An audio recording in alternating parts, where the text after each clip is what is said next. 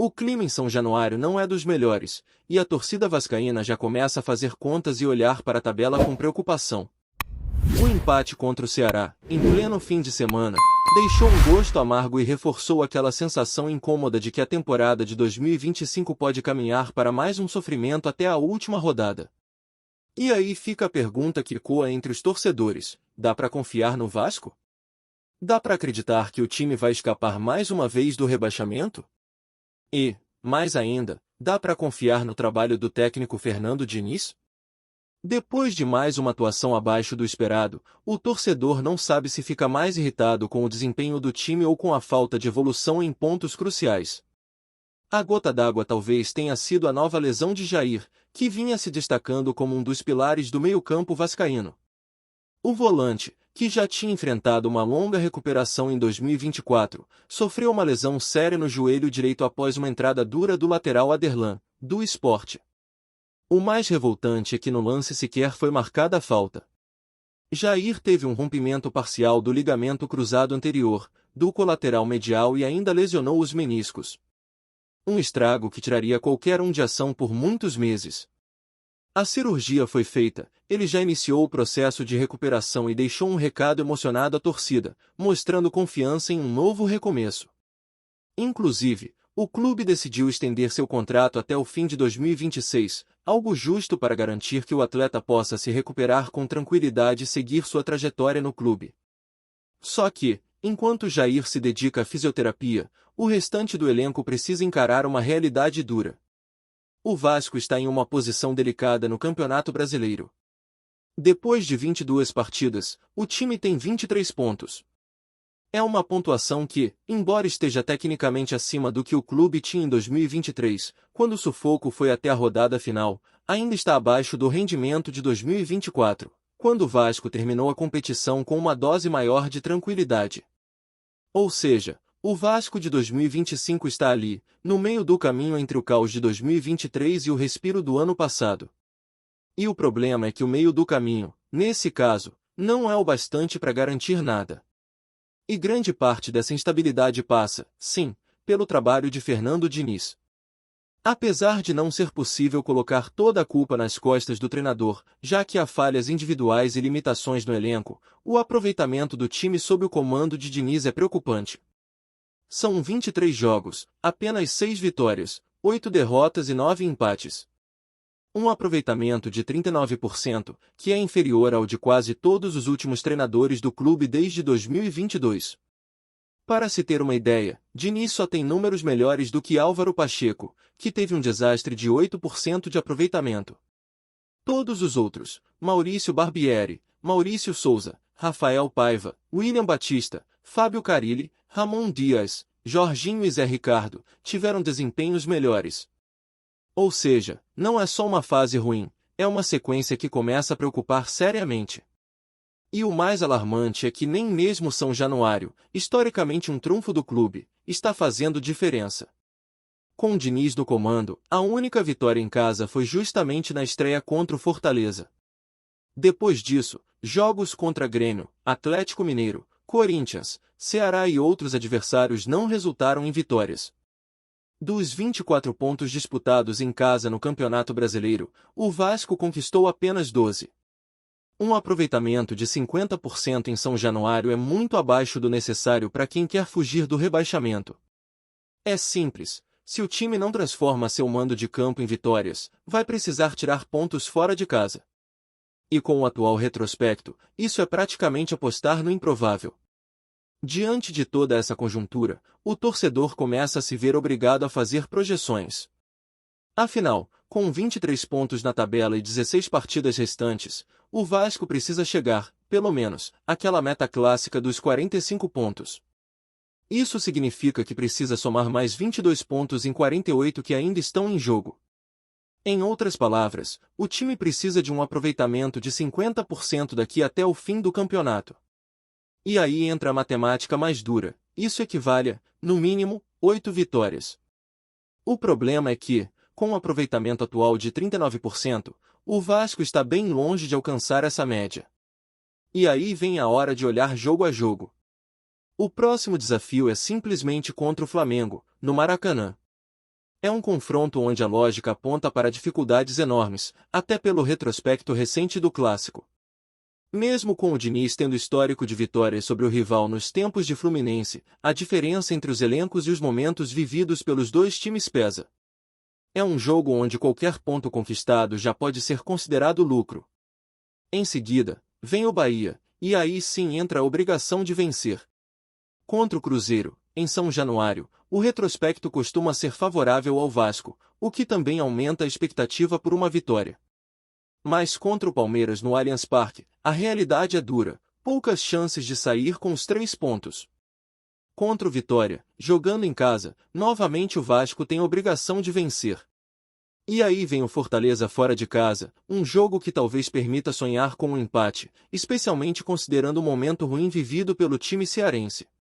Fluminense no Maracanã é outra partida onde o Vasco costuma crescer, e muita gente acredita que os 3 pontos podem vir ali.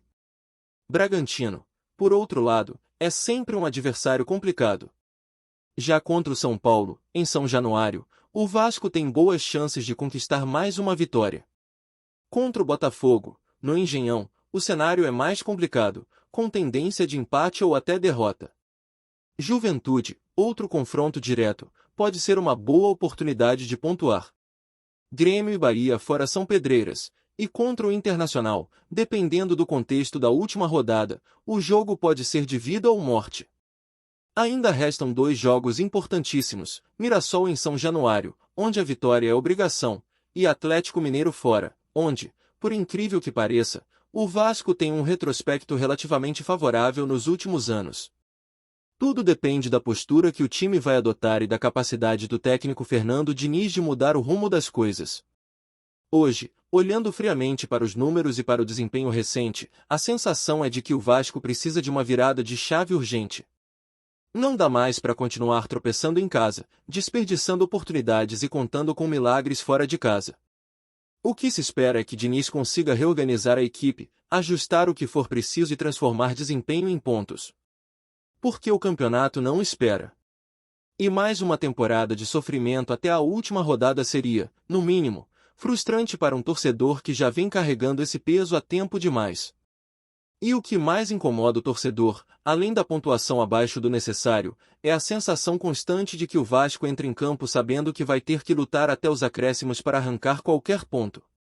Não existe tranquilidade, não existe imposição.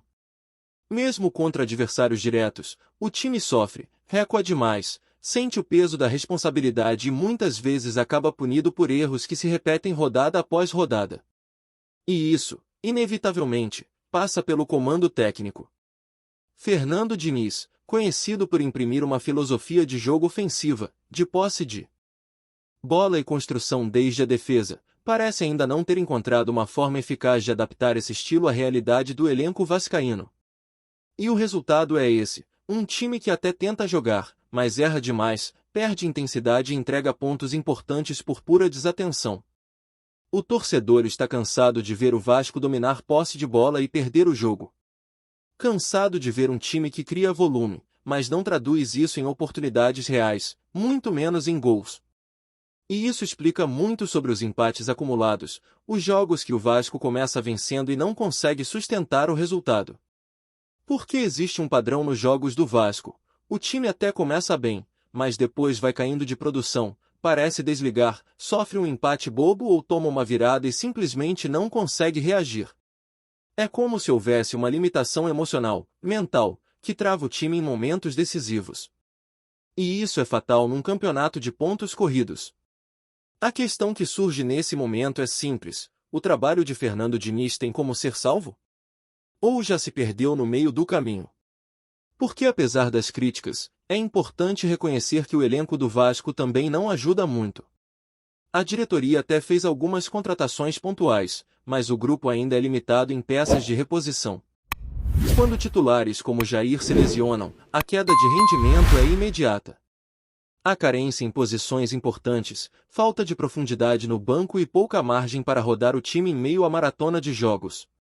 E ainda assim, por mais que o elenco tenha suas limitações, o aproveitamento de 39% não se justifica apenas por isso. O Vasco já mostrou que pode mais, já teve momentos de intensidade, de futebol competitivo. O problema é manter esse nível. Dentro desse contexto, São Januário é peça-chave. A Casa Vascaína sempre foi o principal trunfo para empurrar o time em momentos difíceis, mas esse fator tem sido mal aproveitado. O torcedor, que lota o estádio, que canta, que empurra, começa a se frustrar com a falta de resultado. E nada mina mais a confiança de uma torcida do que ver seu time ser inofensivo dentro de casa. Contra o Ceará, por exemplo, o clima de tensão era visível. O Vasco até tentou pressionar, mas esbarrou na própria ansiedade, no nervosismo de saber que mais uma vez precisava vencer a qualquer custo e não estava conseguindo. E quando o apito final confirmou o empate, foi como se toda a energia do estádio tivesse sido drenada. A sequência de jogos daqui até o fim da temporada vai exigir muito mais do que esforço. Vai exigir frieza, inteligência e, principalmente, efetividade.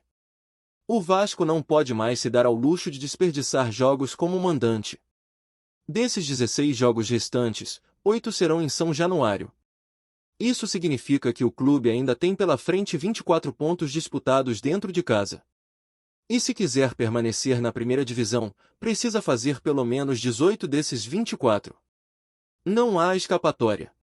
Não existe mais espaço para tropeços. Os jogos contra Bahia, Cruzeiro, Vitória, São Paulo, Juventude, Mirassol e até mesmo Fluminense, apesar de ser clássico, precisam ser tratados como finais. É vencer ou vencer. Porque qualquer ponto deixado para trás pode custar caro. E fora de casa, a realidade é ainda mais dura. Ir ao Maracanã enfrentar o Flamengo já seria uma missão complicada em qualquer cenário, mas com o time pressionado e sem confiança, a chance de sair de lá com uma derrota aumenta. Contra Palmeiras e Atlético Mineiro, então, nem se fala. São duas pedreiras fora de casa em que, na melhor das hipóteses, o Vasco pode pensar em segurar um empate, mas mesmo isso exige um nível de concentração que o time ainda não mostrou. O jogo contra o Fortaleza pode ser uma boa chance de pontuar, já que o time cearense vem em baixa, mas mesmo assim é fora de casa. E nesse momento, qualquer jogo fora é um risco. Ainda assim, existe um fio de esperança. O Vasco, apesar de todos os problemas, tem mostrado em alguns momentos um espírito de luta que não pode ser ignorado. A virada contra o Atlético Paranaense na Copa do Brasil, por exemplo, mostrou que o time pode, sim, se superar. O desafio agora é transformar esses momentos isolados em uma constante. O torcedor quer ver um time que briga, que não se entrega, que acredita até o fim. Porque enquanto houver chances matemáticas, enquanto a zona de rebaixamento estiver ali à vista, a obrigação é lutar. E o Vasco precisa, mais do que nunca, se agarrar a essa obrigação. Fernando Diniz sabe que está sob pressão. O ambiente já não é mais de paciência. A diretoria até o momento demonstra confiança, mas nos bastidores já há conversas sobre possíveis alternativas, caso os resultados não apareçam. O problema é que trocar o comando técnico agora pode ser um risco tão grande quanto mantê-lo. Faltam poucos jogos, e a chegada de um novo técnico nesse momento exigiria adaptação rápida, conhecimento do elenco, leitura precisa da tabela e um poder de mobilização quase imediato. O Vasco não pode errar mais. Se for para mudar, tem que ser cirúrgico. Se for para continuar, tem que ser com ajustes urgentes e uma cobrança muito mais firme em cima de resultados. O ponto central da discussão é que, nesse momento, não basta mais discurso. O torcedor está cansado de ouvir que o time vai melhorar, que os números não refletem o desempenho, que o elenco é comprometido. O torcedor quer ver bola na rede, quer ver resultado. Quer sair do estádio comemorando vitória, não lamentando empate com gosto de derrota. O Campeonato Brasileiro é cruel com quem vacila. E o Vasco, infelizmente, já vacilou demais. Resta agora ver como o time vai se comportar nas próximas rodadas. Vai seguir patinando, preso em um ciclo de empates e derrotas amargas, ou vai reagir, transformar a pressão em combustível e buscar os pontos que precisa? O torcedor está no limite, mas ainda não largou. Ainda tem esperança, ainda acredita que é possível escapar. Mas o tempo está acabando. E se o Vasco quiser evitar um novo pesadelo na Série B, vai ter que jogar cada uma dessas 16 finais com a intensidade de quem sabe o que está em jogo. Porque não é só uma temporada. É o futuro do clube. É a dignidade de uma camisa que já sofreu demais. E é, principalmente, o direito de sua torcida sonhar com algo além de brigar para não cair. Antes de continuarmos, já te convidamos para se inscrever no canal Colina News e deixar seu like, assim você fica por dentro de todas as novidades do Vascão de forma exclusiva. Bora continuar! O futebol brasileiro amanheceu em clima de surpresa e especulação nesta semana. Fontes não oficiais dão conta de que a Confederação Brasileira de Futebol, CBF, teria decidido devolver pontos a alguns clubes que haviam sido penalizados em episódios polêmicos durante a temporada. Entre os times beneficiados, o Vasco da Gama surge como protagonista, despertando burburinho nos bastidores do futebol nacional. O retorno desses pontos poderia colocar o clube carioca em uma posição mais confortável na tabela do campeonato, mexendo não apenas com a classificação, mas também com a percepção de torcedores, dirigentes e rivais. Nos corredores da CBF, comentam-se reuniões discretas e contatos com a diretoria vascaína, mas até o momento, nenhum pronunciamento oficial foi feito. A expectativa, no entanto, é de que a confirmação ou eventual retificação do caso ocorra nos próximos dias, aumentando a tensão entre as equipes envolvidas. O Vasco, que vinha enfrentando momentos turbulentos dentro e fora de campo, poderia, com essa decisão, ganhar um respiro importante. A possibilidade de subir posições na tabela, mesmo que parcialmente, reacende debates sobre justiça esportiva e a influência de recursos administrativos na definição do campeonato. Torcedores já se dividem entre céticos e otimistas, uns acreditam que a movimentação da CBF é apenas um ajuste técnico, enquanto outros veem no episódio a chance de reviver a esperança por uma temporada mais tranquila. Rivais também começam a se movimentar nos bastidores. Em grupos fechados de dirigentes, comenta-se sobre o impacto que a devolução dos pontos pode ter na briga por vaga em torneios internacionais ou na luta contra o rebaixamento. Analistas de arbitragem e ex-jogadores aproveitam as redes sociais para discutir o assunto, alguns levantando teorias sobre o que motivou a decisão e outros sugerindo que o caso ainda pode render novos desdobramentos nos tribunais esportivos. Enquanto isso, no Vasco, a expectativa é palpável. Treinadores e jogadores tentam manter o foco nos próximos jogos, mas nos bastidores é impossível não falar do rumor que circula, a chance de pular na tabela sem disputar cada ponto no campo. Entre torcedores, a hashtag Vasco na tabela já circula discretamente em redes sociais, em tom de esperança e provocação a rivais, refletindo bem o clima de suspense que envolve a decisão da CBF. Se confirmado, o episódio promete mexer não só com a classificação, mas também com o cenário político do futebol brasileiro, reacendendo debates sobre transparência e coerência em decisões da entidade máxima do esporte no país. Até lá, o burburinho segue, e o Vasco observa cada movimento, entre rumores e expectativa, pronto para aproveitar a maré a seu favor. Trazemos notícias atualizadas do Vasco todos os dias. Inscreva-se no nosso canal e dê um like para continuar recebendo notícias exclusivas. Compartilhe também a sua opinião sobre essa notícia nos comentários, isso é muito importante para o Vasco da Gama. Até o próximo vídeo.